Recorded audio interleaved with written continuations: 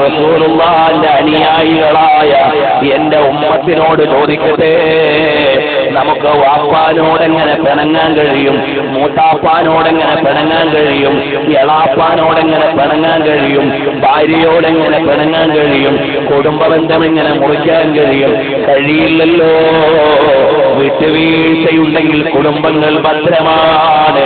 ചെറിയ ചെറിയ കാര്യങ്ങൾ പറഞ്ഞ് കുടുംബബന്ധം വിച്ഛേദിക്കുന്നവരെ, നിസ്സാര കാര്യങ്ങൾക്ക് വേണ്ടി അല്ലയോ സഹോദരിമാരെ, ചെറിയ ചെറിയ കാര്യങ്ങൾ പർവ്വതീകരിച്ചിട്ട് ഭർത്താവിനോട് പറയാണ്, ഇനി അവളുടെ വീട്ടിലേക്ക് പോയാൽ എനിക്ക് നിന്നോട് നിങ്ങളോട് ബന്ധമില്ല, ഇനി ഉമ്മാനെ ഇങ്ങോട്ട് കൊണ്ടുവന്നാൽ ഞാനിവിടെ താമസിക്കൂല, ഞാനിനി കുടുംബത്തിൽ താമസിക്കൂല, ഞാൻ അവരുടെ വീട്ടിൽ വരൂല, നിങ്ങൾക്ക് വേണമെങ്കിൽ പോയിക്കോ, നിനക്ക് വേണമെങ്കിൽ പോയിക്കോ, ഞാനവിടെ കാലുകുത്തൂല. ഇങ്ങനൊക്കെ കുടുംബങ്ങളെ വെട്ടിമുറിക്കുന്നവരെ,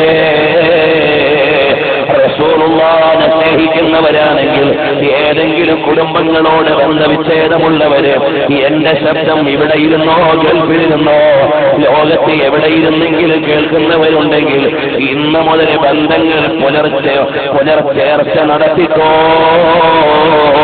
കുടുംബ ബന്ധം മുറിച്ചുകൂടാ.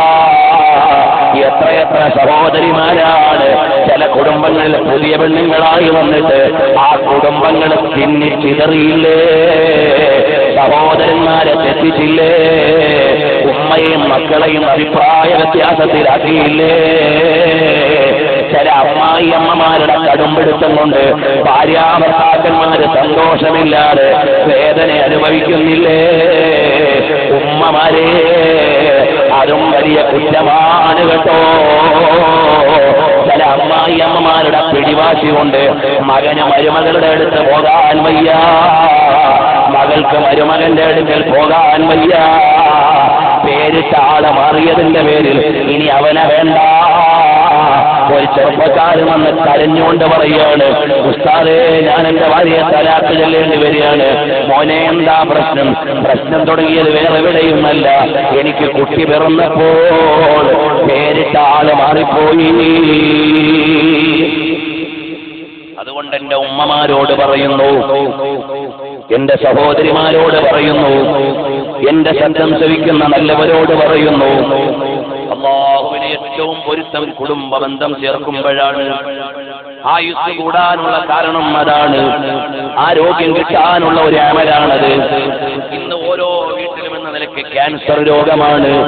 ഇന്നാ ലില്ലാഹ്. അല്ലാഹുവേ, കാത്തുരക്ഷിക്കണേ റഹ്മാനേ. ഉള്ളവർക്ക് ശിഫാഅ നൽകണേ റഹ്മാനേ. എല്ലാ സ്റ്റേജും കഴിഞ്ഞ് മരണത്തെ അഭിമുഖീകരിക്കുന്നവരുണ്ട്. പക്ഷേ അധികാരം നിന്റെ കയ്യിലാണ്. നീ ശിഫാഅ നൽകണേ റഹ്മാനേ. കേട്ടോ, ഇത്തരം മാരകമായ രോഗങ്ങൾ ഇവിടെ വരുമ്പോ കാണുന്ന ഹോസ്പിറ്റലിലേക്ക് ഓടുന്നതിന് മുമ്പ് മുത്തുനബി തങ്ങൾ പറഞ്ഞ എന്തെങ്കിലും കാര്യങ്ങൾ നമ്മൾ മറന്നോണെന്ന് ആലോചിക്കണം. ആയുസ് കൂടി കിട്ടാനുള്ള ഏറ്റവും വലിയൊരു കർമ്മമാണ് കുടുംബ ബന്ധങ്ങൾ ചേർക്കലെന്ന് പറയുന്നത്. അതുവഴി ആയുസ് നീട്ടിക്കിട്ടും കേട്ടോ. എത്രയെത്ര കോടിപതികളാണ് തിരുവനന്തപുരത്ത് വിതരണം ചെയ്യുന്ന ഒരു പൊതി ചോറിന് വേണ്ടി ക്യൂ നിൽക്കുന്നു. മറ്റൊന്നുമല്ല, ക്യാൻസർ വന്ന് ചികിത്സിച്ചിട്ട് ദരിദ്രരായിപ്പോയി, കിടക്കാടം വിറ്റുപോയി, എന്നിട്ടും ആള് ബാക്കിയായില്ല.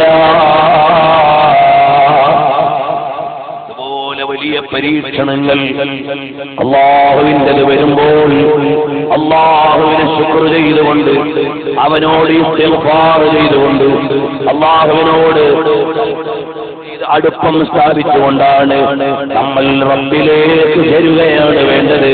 അല്ലാതെ പടച്ചവനെ മറക്കുകയല്ല. ഈ